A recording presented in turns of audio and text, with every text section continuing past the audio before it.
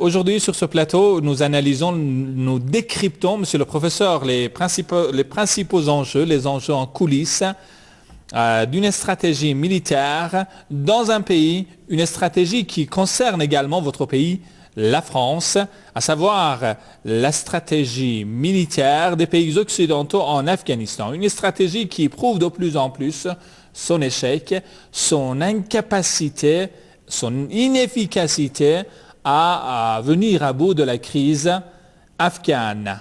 Ceci étant dit, monsieur le professeur, pourquoi les pays occidentaux, en dépit de l'opposition de leur opinion publique, bien sûr la France, vous savez très bien que les Français sont de plus en plus nombreux, l'opinion publique française insiste, réclame avec insistance le retrait des troupes françaises d'Afghanistan. C'est le cas pour les autres pays.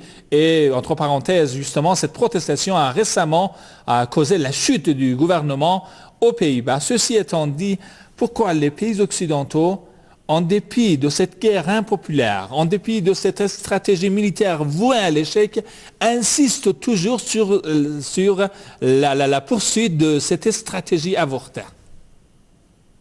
Cela nous autorise à poser la question, est-ce que les États occidentaux font une stratégie qui est leur stratégie, ou sont-ils obligés, justement, de suivre, disons, une direction qui leur est imposée? On est obligé de se poser cette question parce que même la plus haute autorité américaine, par exemple, comme le général David Petraeus, qui est le chef des forces armées au Moyen-Orient, donc en Asie centrale, qui a le US Command, a déclaré devant la commission parlementaire récemment que 2010 sera une année difficile. Bon, mais il a précisé que ce sera une année de durs combats et de revers périodiques.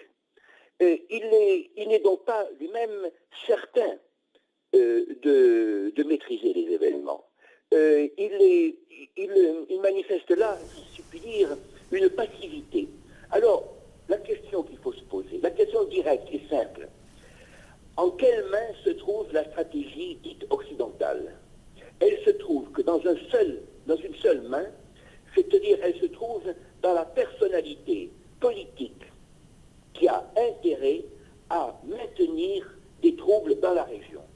Aucun pays occidental, y compris les États-Unis, n'a un intérêt matériel, disons le mot impérialiste traditionnel, parce qu'un intérêt impérialiste veut, disons, faire la guerre pour maintenir une paix, c'est-à-dire, par exemple, posséder le pays, en faire un client. Or, nous arrivons à une situation qui est également absurde du point de vue politique, puisqu'il s'agit maintenant, d'après les déclarations, par exemple, de l'ambassadeur du Pakistan à Bruxelles, il y a cela quelques jours, il s'agit de faire une sorte d'entente, d'arriver à une entente nationale, par exemple, au Pakistan, en Afghanistan. Or, comment disons, faire une entente nationale alors qu'on multiplie, on additionne le nombre de soldats dans une stratégie militaire qui n'a aucun sens. C'est-à-dire que nous occupons le terrain, en tant que je ne suis pas comme occidental, et nous savons que ce terrain est en même temps perdu. Nous occupons, disons, le jour ce que nous perdons la nuit. Exactement ce qui se passait dans toutes les guerres coloniales. Or, qui c'est qui a intérêt? C'est uniquement l'entité sioniste qui a intérêt à semer ces troubles. Il faut le dire, c'est une réponse simple, mais c'est la seule réponse éclairante.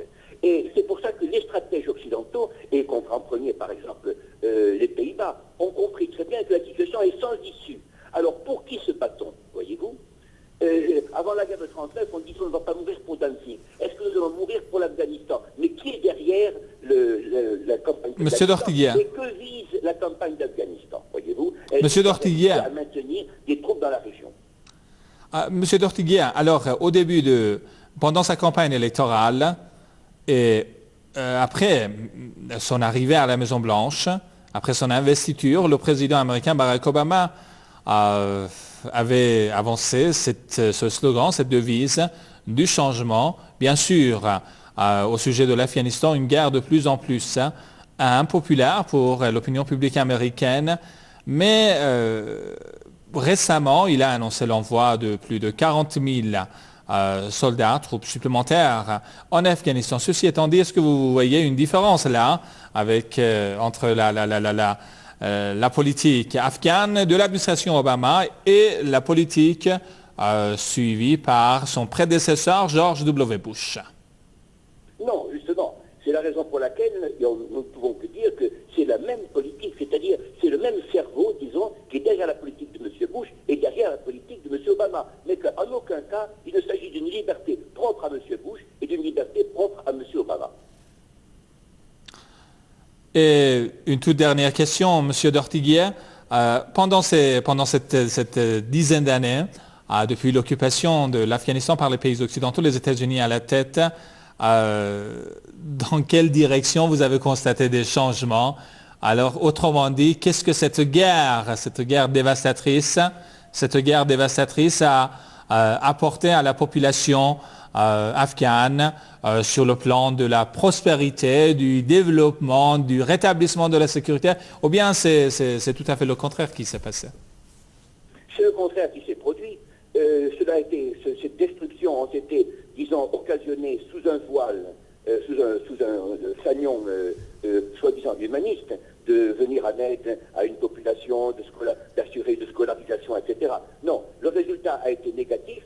Or, il y a cependant un résultat positif, c'est-à-dire qu'il y a, disons, une contradiction dans cette affaire-là, c'est que ces destructions continuent et ce massacre de la population civile a causé, disons, une sorte d'union nationale en Afghanistan. L'Afghanistan s'est affirmé comme tel. Vous savez, tous ces efforts, toutes ces déclarations, par exemple, comme celle du vice-président Mohamed Qassim Salim, qui dit que cette année sera l'année d'une paix durable.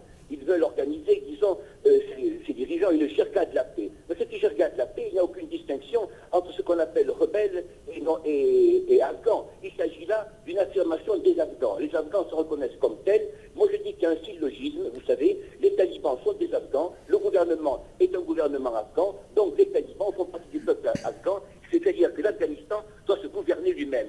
Et les étrangers sont comme tels, c'est-à-dire qu'ils n'ont aucun lieu, ils n'ont aucune place en Afghanistan. Les troubles viennent de la présence étrangère. Une fois celle-ci ôtée, l'Afghanistan fait face à ses propres problèmes, il trouve l'énergie en lui-même. Et trouver l'énergie en soi-même, c'est ce qu'on appelle la liberté.